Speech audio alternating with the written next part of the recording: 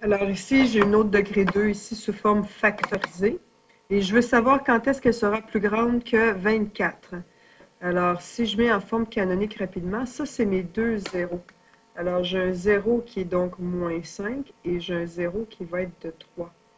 La différence entre les deux, la distance entre les deux, ça va être 3 plus 5. Ça va être 8 entre les deux.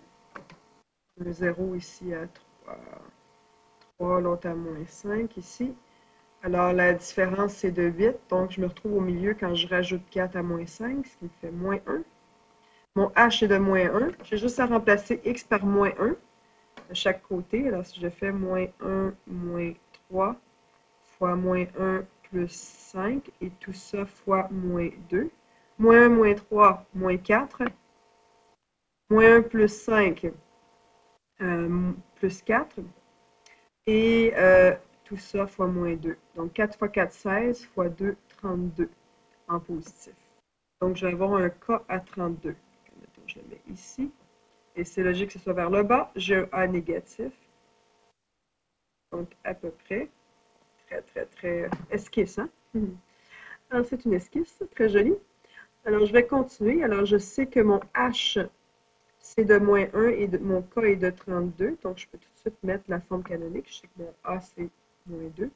Donc, moins 2, x moins 1 plus 1 au carré. Et plus 32, c'est ma forme canonique, plus grand que 24. Je vais ramener le 32 de l'autre côté.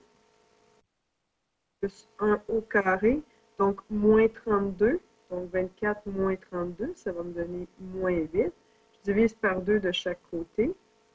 X plus 1 au carré va me donner, évidemment, plus petit que moins 8 divisé par moins 2, 4.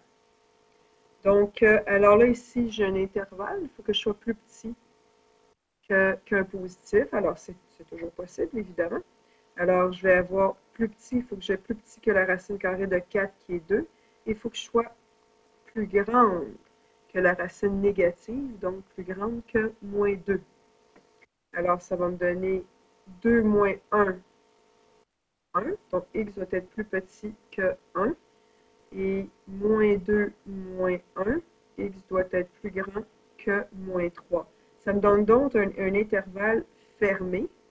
X est plus grand que moins 3, plus petit que 1. On va regarder avec le graphique si ça a de l'allure.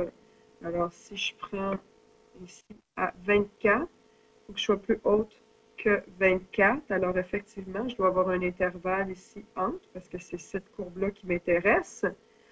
Alors, je suis au-dessus. Ça va être un intervalle ici à gauche de mon H et jusqu'à un intervalle à droite de mon H. Ça a bien de l'allure. Voilà.